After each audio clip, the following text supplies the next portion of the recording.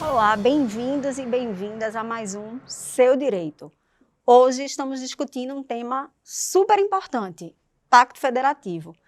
Estamos recebendo o deputado estadual Aloísio Lessa e o professor de Direito Constitucional Marcelo Labanca, que inclusive foi meu professor. Bem-vindos, Aloísio, Marcelo, um prazer receber vocês aqui. Então, deputado, a gente sabe que o nosso sistema federativo, ele é complexo, envolve a União, envolve os estados, os municípios, e cada um com uma série de competências, uma série de gestões próprias e funções. Como é isso na prática? Bom, primeiro eu quero agradecer o convite, Isabela, de estar aqui no programa Seu Direito. Para a gente é importante, uma parceria da ESA com a TV Alep. Também cumprimentar com o professor Marcelo Labanca, a gente bater um papo sobre isso. No momento onde o Brasil passa por tantas dificuldades econômicas. E aí o federalismo, o pacto federativo, como faz falta nesse momento? Numa pandemia onde normalmente as campanhas de vacinação e imunização, elas são executadas pelos municípios, que é o ente mais fraco, é o ente mais pobre, e ele é o que é mais penalizado, porque o governo federal, que abocanha a maior parte do que é recolhido em impostos, há de convir que esse imposto ele é recolhido no município. São 5.835 municípios, onde são gerados os impostos. Eles vão para a União, alguns ficam no Estado, que é o ICMS, e poucos ficam no município.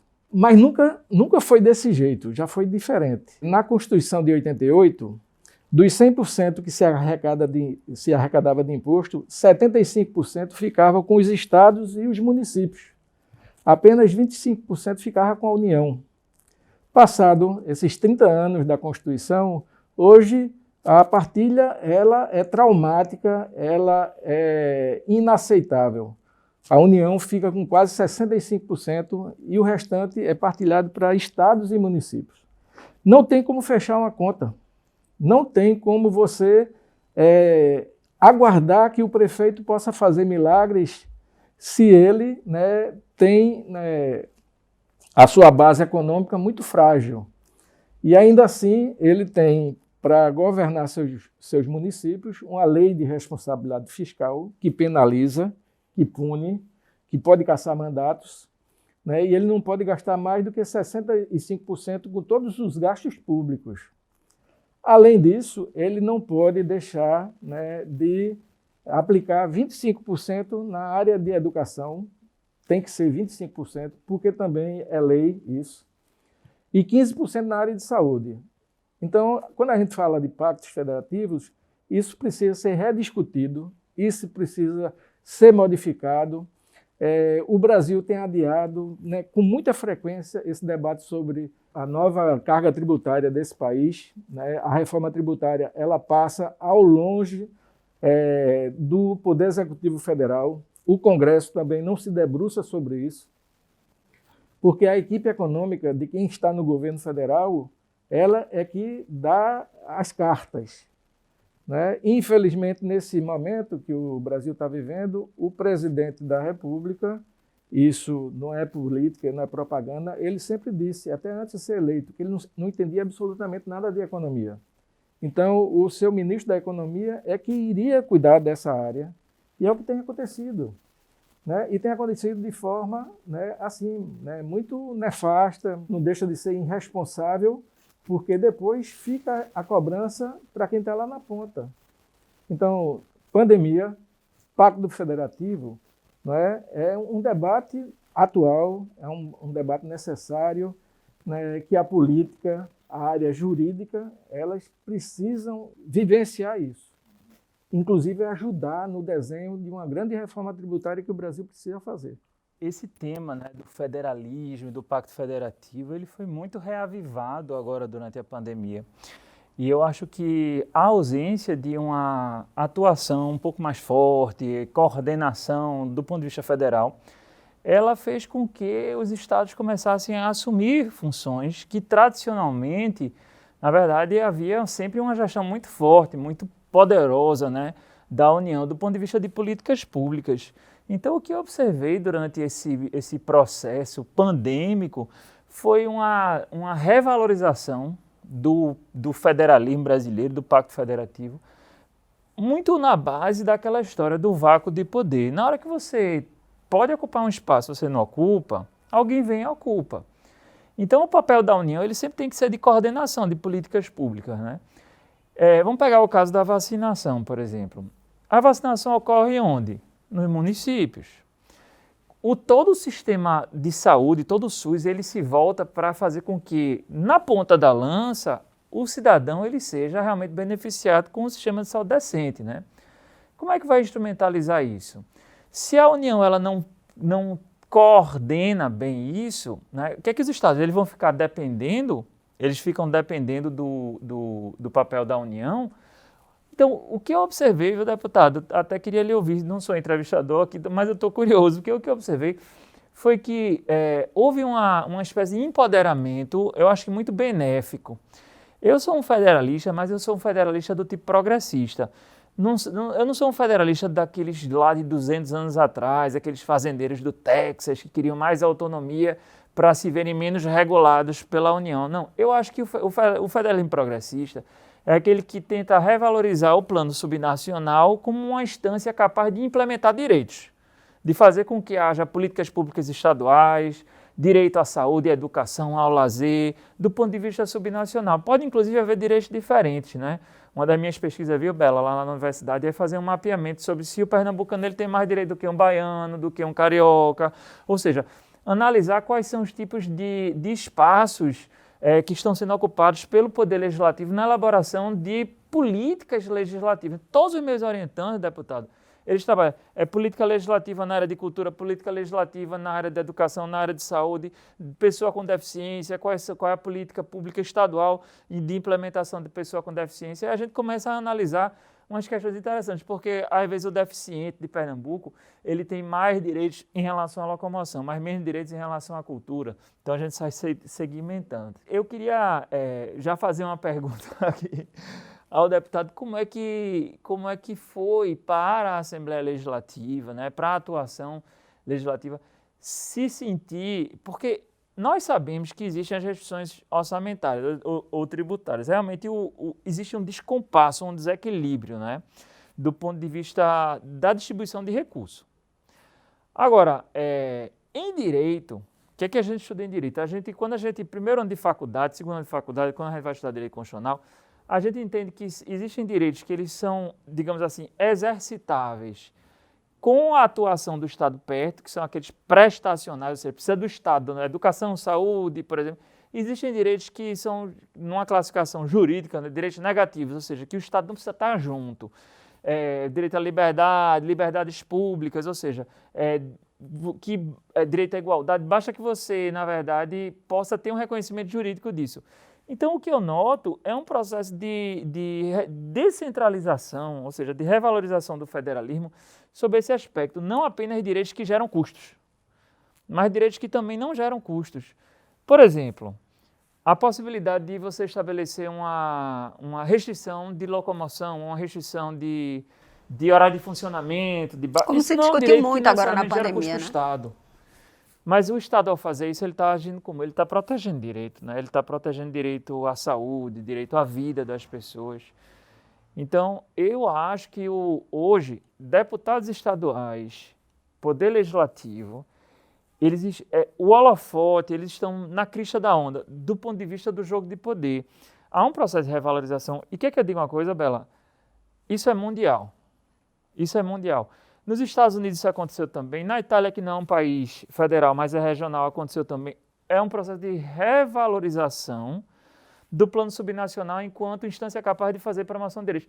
Lá nos Estados Unidos tem uma professora que ela desenvolveu uma teoria do uncooperative federalism, ou seja, federalismo não cooperativo. Ela diz o seguinte, que os estados eles optam por não cooperar para proteger direitos. Aí ela pega o caso da política migratória, no governo Trump. Alguns estados eles decidiram não cooperar com o governo Trump. Então orientavam, por exemplo, os policiais a não perguntar se o imigrante, quando fosse fazer alguma abordagem específica, uma abordagem específica em relação a se, sei lá, o cara está numa loja, está fazendo uma abordagem específica. A abordagem específica é para a finalidade da abordagem. Não vá além, não pergunte se o imigrante ele chegou há quanto tempo, se ele está ilegal ou não está ilegal ou se ele está legal. E aí esses estados começaram a ser chamados de sanctuary states, estados santuários. E houve um processo de migração, né, das pessoas que estavam sofrendo aquela política, né, um pouco erosiva dos direitos das pessoas, e começaram a migrar para aqueles estados. Então, esse fortalecimento do plano subnacional, eu acho fantástico, porque é um fortalecimento para mais direitos. No ano passado, por exemplo, aqui tivemos uma emenda constitucional estadual sobre a política pública de moradores de rua. Aqui no entorno, nós temos um grande problema disso. Então, existe muito campo para atuação do legislativo subnacional, né? Ou seja, no caso específico da Assembleia Legislativa, né? Então, aí vai uma pergunta mesmo, como é que o senhor está vendo esse reequilíbrio de jogo de forças que, muito embora ainda do ponto de vista de dinheiro, ou seja, de orçamento, ainda esteja carente. Parênteses, o presidente ele foi eleito com um lema, não sei se o senhor se lembra, né? O presidente da República, menos Brasília, mais Brasil. Ele falou isso várias vezes durante a campanha, mas quando você chega lá, meu amigo, você muda. E aí processo de descentralização você não quer. Você quer exatamente impedir que o Estado possa decretar um lockdown, só quem pode fazer essa reunião. O Supremo ele atuou, no meu modo de ver, muito bem nesse aspecto, né? Mas aí eu queria lhe ouvir sobre isso. Bom, vamos lá. Para que também se entenda quais são os limites do poder do parlamento. Pela Constituição estadual de Pernambuco, nós, deputados, nós somos impedidos, né, de criar, né, despesa para o Poder Executivo. Uhum. Nós somos impedidos de mexer em matéria tributária. A gente analisa o que é enviado pelo Executivo, a gente pode propor emendas, mas nós somos impedidos, né, de tomar iniciativa para gerar despesas. Uhum. Então, nem sempre, e em algumas assembleias, a de Pernambuco é assim, nós temos nossos limites. Mas a gente, né, tem, né, uma atividade intensa, né, de debater, de questionar, de procurar o Executivo, né, até para convencê-los, né, no nosso impedimento, né, de criarmos, de propormos, de convencer o Estado a fazer, a enviar. Né? De certa forma, isso é um jogo combinado, né? Isso é um jogo que os poderes se complementam e tem sido levado dessa forma. É por isso que a gente analisa a primeira coisa quando se chega um projeto de iniciativa parlamentar ou popular, a constitucionalidade daquele projeto. Né? Se tiver impedimentos, ele já morre ali. Ele nem segue para outras comissões temáticas. Ele morre pelo fato de ser inconstitucional. Então, mexeu em orçamento, vamos ver o que é isso, o que é que tem por aí. Não é? Aí já tem, né, na assessoria do governo, lá na Assembleia, técnicos que sentam com as assessorias jurídicas, as assessorias das comissões mais importantes de Constituição, Legislação e Justiça, a de Finanças, que eu presido, a de Administração Pública, né, para fazer a coisa, né, em comum acordo. No Congresso Nacional é um pouco diferente, porque eles não têm esse impedimento. Uhum. Eles podem apresentar projetos, né, com finalidades para mexer em orçamento, criar, né, um programa, um projeto. Naturalmente, o presidente da República tem poder de vetar, Uhum, ou de sancionar. Aqui, se for apresentado, o governador ele tem o instrumento de vetar.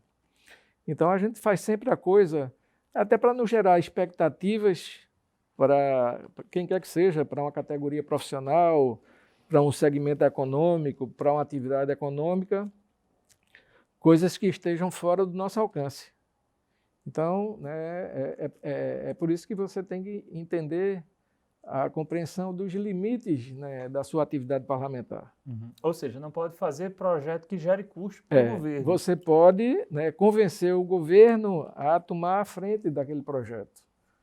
Vai no argumento, vai nas vantagens. Ou seja, uma construção política de bastidores, quase. Por exemplo, os governos estaduais, eles, né, diminuíram bastante guerra fiscal, né, porque é uma atividade, né, que ela empobrece ainda mais os estados. É como se o governo federal dissesse, vai deixar essa confusão lá para os estados do Nordeste brigar. A Paraíba quer atrair uma empresa multinacional, então ela zera o benefício fiscal, né? Acabou, isso acabou. Entendi. Né? E tem uma coisa boa, acho que é um ponto fora da curva que a gente está vivendo hoje, é a criação dos consórcios. Sim. E esse consórcio nordestino dos governadores, acho que foi a melhor coisa que aconteceu nos últimos 50 anos Também em gestão acho. pública. Onde os governadores sentaram, né, os 9, definiram as suas pautas prioritárias, aí elencaram 6 pontos, né, de comum acordo, que vai da educação, da segurança pública, da saúde, conectividade e inovação, que vai na área de direitos humanos, né, e que vai na questão de pactuação do desenvolvimento regional. A gente, infelizmente, perdemos a Sudene. A Sudene é um cemitério, né, de bons técnicos, por sinal, mas que não tem cabeça. É um corpo ali enraizado, pedindo, pelo amor de Deus, que apareça um salvador para a Sudene voltar a respirar, a produzir coisas em favor do Nordeste.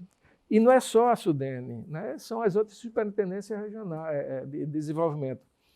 Então, é preciso, né, você entender os limites, mas também ter força para mudar aquilo ali. Né?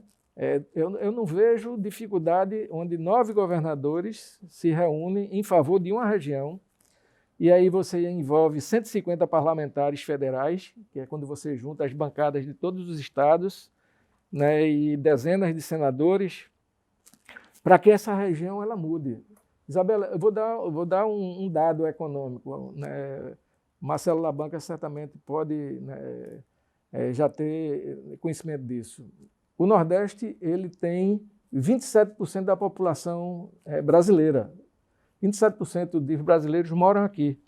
Agora, nós temos apenas, do bolo, né, econômico, 13% da arrecadação do país.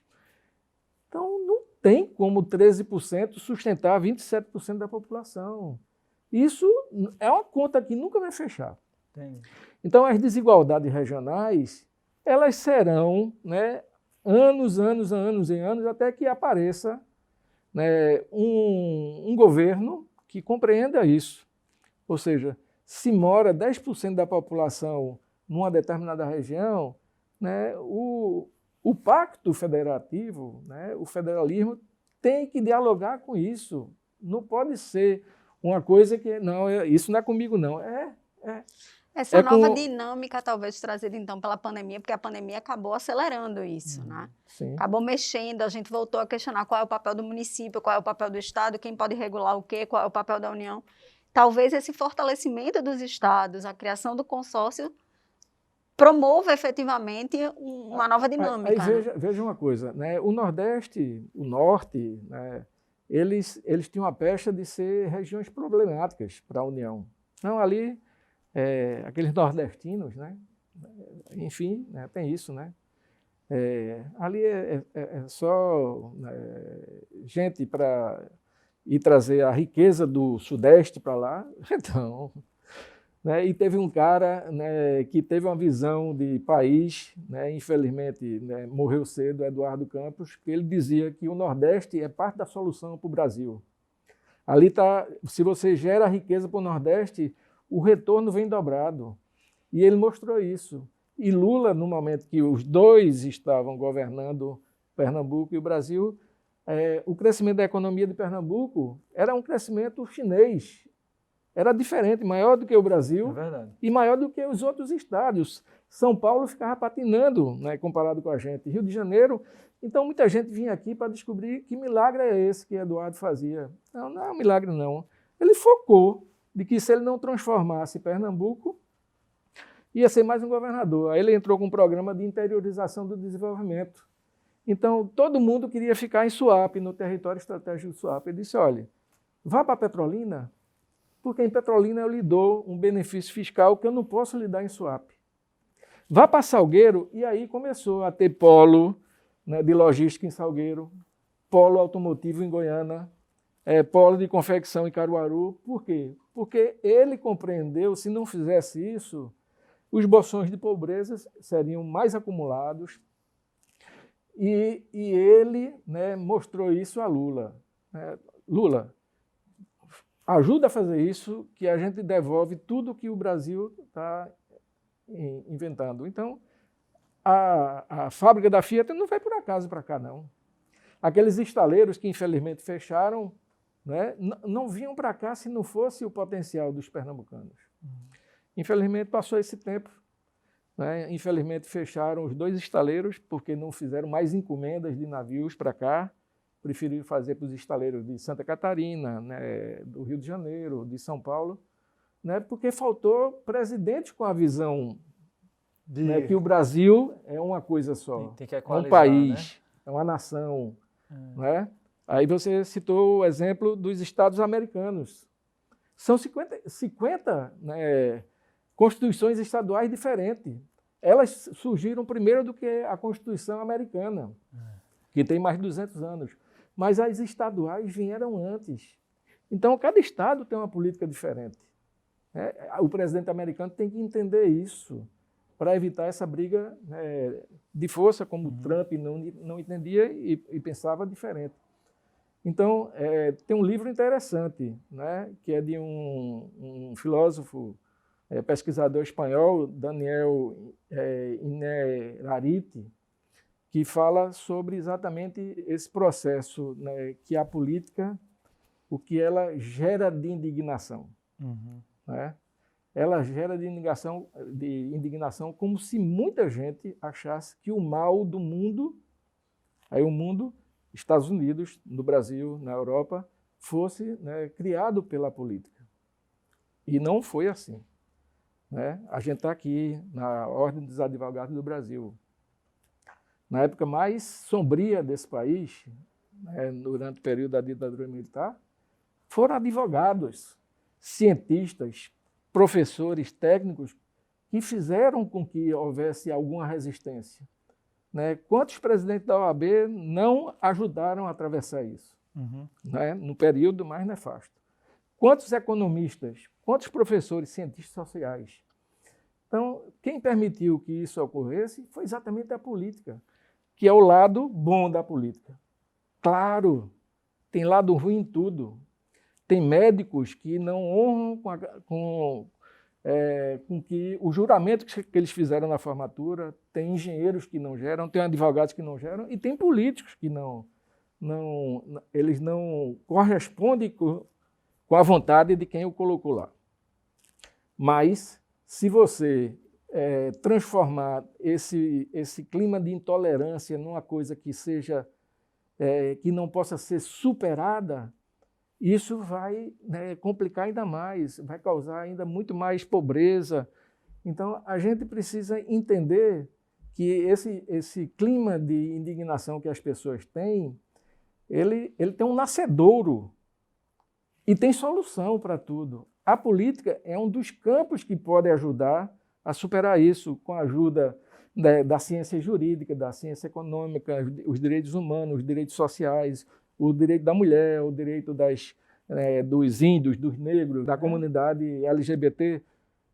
Aí é preciso que tenha um debate, é preciso que as pessoas desconcentrem essa carga, né, que é uma carga que todo mundo tem suas responsabilidades. Então, o debate né, da sociedade brasileira é um debate que requer muito equilíbrio, né, que as pessoas possam entender seus limites e que possam dizer onde é que eu posso contribuir, onde é que eu posso ajudar. Porque para atrapalhar tem gente sobrando. E a gente não tem essa cultura de uma cidadania muito ativa. A gente é criado ouvindo que política não se discute. Mas política é o nosso dia a dia, é a nossa vida. É. Se nós não discutirmos política, se não for através da educação, da sensibilização, de sabermos cada um qual é o nosso papel, o que podemos fazer, a gente não vai conseguir construir o país que a gente deseja, o estado que a gente deseja, a cidade que a gente quer viver. Exatamente, é a cidadania, né? Ela começa aqui na nossa calçada. Quando a gente sai, a gente tem que sair sabendo que contribuição a gente tem a fazer, né? Agora tem que ouvir. Quando você ouve mais e fala menos, você aprende mais, não é? Então, que adianta você querer entrar onde as pessoas não querem abrir as portas, onde não querem admitir que aquela sua opinião ela seja a melhor. Então, às vezes, você pode mudar de opinião a partir do momento que Marcelo tem uma opinião melhor do que a sua, onde você, Isabela, tem uma opinião melhor do que a de Marcelo. Se a gente não sentar, se a gente não fizer um esforço para todo mundo se ajudar, a gente não sai daquele lugar, né? Então, todo mundo, né, precisa fazer, né, seu esforço. Dentro de casa é assim, e na rua tem que ser assim, né? Porque você precisa dar exemplos na sua casa, aos seus filhos, à sua família, né, para que reproduza isso também lá fora. É mais colaboração e menos polarização. E a gente está numa polarização por inimização, né? A gente olha o outro como um inimigo, a posição do outro é uma posição de inimigo, e isso é a cara da nossa política. Sempre o nós, eles, né? Eu, você, a gente nunca pensa em como, na verdade, qualquer tipo de atitude do próximo vai interferir em mim. Exatamente. Deixar um pouquinho o eu para a gente começar a pensar no nós, né? Porque a gente vive numa aldeia grande, gigante, né? Onde tantos nordestinos não têm acesso a um prato de comida todo dia. Imagina uma vacina. É verdade. Né? Aí você, né, tem um exemplo, né, complicadíssimo. O presidente da República sai todo dia de casa sem máscara, né, dizendo que não toma vacina, que vacina não resolve, que tem que tomar um remedinho, né? E aquilo, muita gente... Não, rapaz, o presidente do país diz isso, então ele sabe mais do que eu. Infelizmente, tem gente que pensa assim, né? Mas a partir do momento, né, que tem uma voz ao seu lado dizendo, rapaz, não é desse jeito. E a gente precisa conversar mais para dizer, bora fazer. Agora, no momento de pandemia que a gente está vivendo, que as pessoas que respeitam o que a ciência, né, recomenda, use máscara, né, use álcool, evite aglomeração, espere a vacina. Aí o presidente da República dá, né, um exemplo bem diferente disso. Andar de moto com capacete, sem máscara, né, andar de jet ski, né, com gente aqui atrás, né, andar de cavalo, andar, né, não importa onde, se é no Nordeste, se é lá no Centro-Oeste, mas ele dá um exemplo negativo com um palavreado que não se aceita que um presidente do país use desse tipo de palavreado, né? Aquilo é deseducador para uma criança, e às vezes o pai, de tão indignado que está, ele fala dentro de casa e a criança diz, mas o presidente está dizendo isso, por que eu não posso dizer? E a gente precisa, né, se ajudar, todo mundo se ajudando. Olha, bora superar. O presidente está passando por um problema sério de saúde mental, né? Então vamos tentar fazer do nosso modo. Aí quando eu falo que o consórcio dos governadores é um ponto positivo fora da curva, era bom que tivesse tantos consórcios entre os prefeitos de uma região, entre dois governos estaduais, que tem coisas ali que são, né, de muita identidade cultural. Isso é importante acontecer.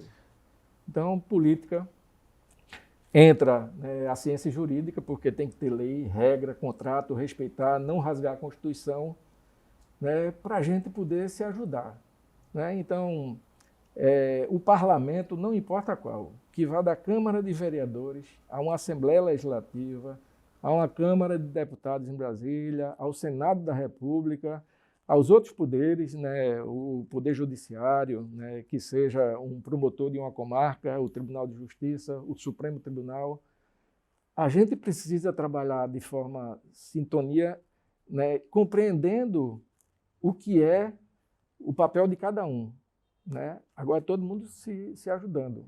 Quando tem alguém com um pensamento diferente, aí ele dificulta, cria barreira, né? Aí serve o seu mau exemplo como uma coisa intransponível. Excelente, deputado. Fica uma reflexão muito importante do nosso papel nessa construção. E antes de terminarmos, eu queria, na verdade, pedir que vocês deixassem uma dica. Primeiro a Luísa e depois Labanca. Uma dica de um livro para os nossos Bom, telespectadores. aqui, enquanto a gente conversava, eu falei um pouco sobre um dos livros que eu acho que é importante. Não apenas para quem está na política, mas para quem está no dia a dia da vida, né? Que é de um pesquisador espanhol, né? Um filósofo chamado Daniel Innerarity, né? Eu não sei a pronúncia exatamente que é, e ali ele mostra que as manifestações que aconteceram na eleição americana, na Europa, na migração dos povos africanos para tentar escapar, né, da briga, da guerra civil atravessando o Mediterrâneo, aqui no Brasil, a eleição do Bolsonaro, né, ele cita alguns exemplos que é o dia a dia do mundo, né? Então esse livro pode ser uma boa dica para quem possa compreender o planeta. A gente vive num globo, né? Então a Terra é redonda, vive num globo onde a gente muita gente teve a oportunidade de conhecer outras culturas fora do Brasil, e hoje nós estamos impossibilitados de voltar a fomentar isso, né? E o Brasil está vivendo um momento, né, de tanta falta de respeito, exatamente por conta da postura do presidente da República. É todo mundo criticando, né? Desafiador. Mas, enfim, né, vamos em frente. Eu vou deixar uma indicação de um livro técnico sobre federalismo e pandemia. É uma obra coletiva, tem vários artigos escritos sobre processos de descentralização, algumas experiências exitosas de estados ou de municípios. Ele é organizado pelos professores Fernando Scaff, Heleno Torres, Misabel Derzi. E tem um quarto autor, um quarto organizador, que esse eu esqueci, peço desculpas. Mas é fácil achar na internet. Eu acho que para quem se interessa por política, por ver como a política está atuando através das regras federativas, porque essa questão do federalismo não é um tema jurídico, né? É interdisciplinar. Sim. É um tema que envolve economia, ele é estudado nos cursos de economia, é estudado nos cursos de medicina, na área de saúde pública, federalismo você tem na área de educação, a pedagogia trabalha também. Então, esse livro ele tem uma conotação interdisciplinar, mas os organizadores eles são mais da área de finanças, de direito tributário. Então, essa vai a minha dica. E queria deixar também aqui, não sei se é possível também deixar, se alguém tiver alguma dúvida ou quiser aprofundar esse tema, esse é o tema da minha pesquisa, é só entrar em contato comigo que eu terei o maior prazer em auxiliar. Pode entrar pelo Instagram, Labanca Marcelo, que é o meu Instagram, e quem quiser aprofundar esse tema de estudo de federalismo, eu me coloco à disposição. Perfeito. Antes de terminarmos, então, um bate-bola bem rapidinho, eu falo uma palavra, primeiro o deputado, depois Labanca, falam o que vier à cabeça. Pernambuco. Aqui é o lugar, né? A gente, esse momento da pandemia e de crise econômica, muita gente que está acuada, sem saber se é o momento de investir, né, de onde colocar seu dinheiro. E aqui é um bom lugar para fazer isso, né, por conta da cultura pernambucana, né, por conta da forma que a gente recebe e que quem investiu aqui nunca se arrependeu. Então esse momento é bom, aí tem bons anúncios que foram agora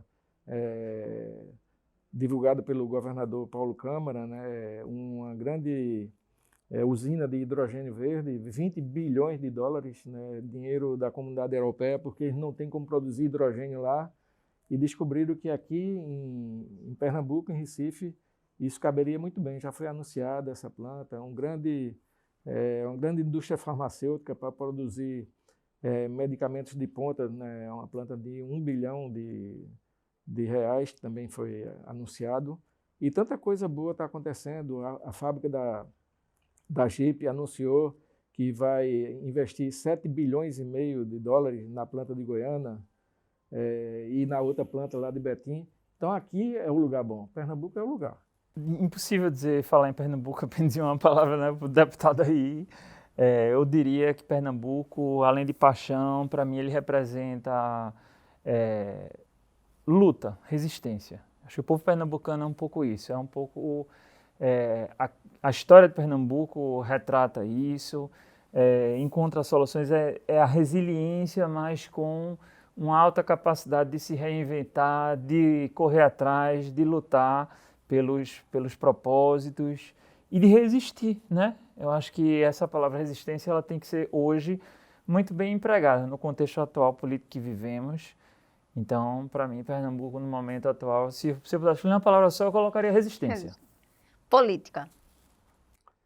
Política é o dia a dia de todo mundo, né? É ela que move, né, em todos os ambientes da vida, né? Tanto na idade mais jovem, uma criança, aí você tem que impulsionar dentro de casa um aprendizado para ela, né? E a escola vai ser o complemento da educação que você dá. Então a política ela mexe muito com as expectativas das famílias, das pessoas. Eu sempre fui apaixonado pela política, né? É por isso que esse livro que eu sugeri aqui mostra, né, que esse ambiente de intolerância, de indignação, ele escolhe áreas erradas que ali pode descobrir saídas certas. Política, para mim, é democracia. Não há saída para os problemas que não seja pela política. O discurso do antipolítico ou da antipolítica é um discurso sempre muito autoritário. É um discurso que ele não vai trazer absolutamente nenhum benefício, fazer com que as outras pessoas decidam por você. E a política ela tem que ser exercitada no dia a dia, em casa, um diálogo de um pai com um filho, de um irmão com um primo. É um diálogo que está ali também imbuído de atividade prática política, né? Então, política para mim é diálogo e democracia. Muito obrigada, Labanca. Muito obrigada, Aloísio. E vocês, fiquem atentos. Esse é o Seu Direito, uma parceria da Alep com a OAB Pernambuco, para que você e eu tenhamos uma cidadania mais ativa. Nos acompanhe. Até mais.